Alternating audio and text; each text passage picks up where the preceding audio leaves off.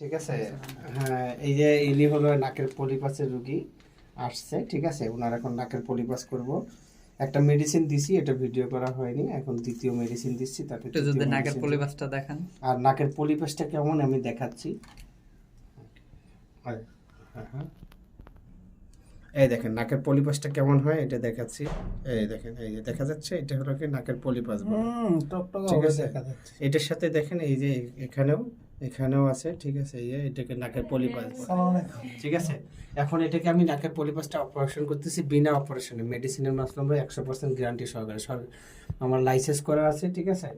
এখন আপনি দেখেন,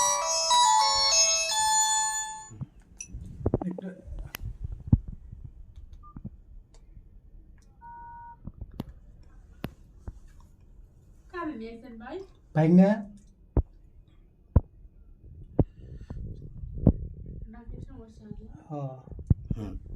এই যে এটা করে দিলাম 5 মিনিটের মধ্যে, দেখবেন মানে 5 মিনিট সময় লাগবে এটা, এই জিনিসটা অবশ হওয়ার জন্য।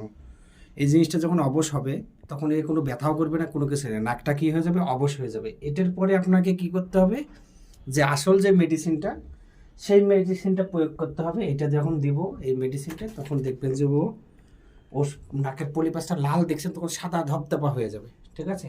সাদা ধবধবা হয়ে গেলে ক্লিয়ার, তখন 7 দিনের মধ্যেই নাকের পলিপাসটা খসে পড়ে আসবে, ঠিক আছে। একদম গ্যারান্টি, জীবনও আর হবে না। কিন্তু পুঁই শাক, পালং শাক, ইলিশ মাছ, কবিতার মাংস, ঠিক আছে, এগুলো খাবেন না। অ্যালার্জি জাতীয় জিনিস এগুলো খুবই কম খাবেন।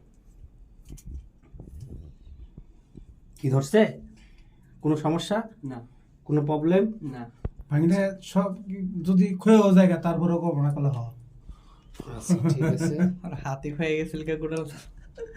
আচ্ছা, 3-4-5 মিনিট হলে ওটা বন্ধ করে দিয়ে আবার আরেকটা নতুন করে 5 মিনিট ওয়েট, 5 মিনিট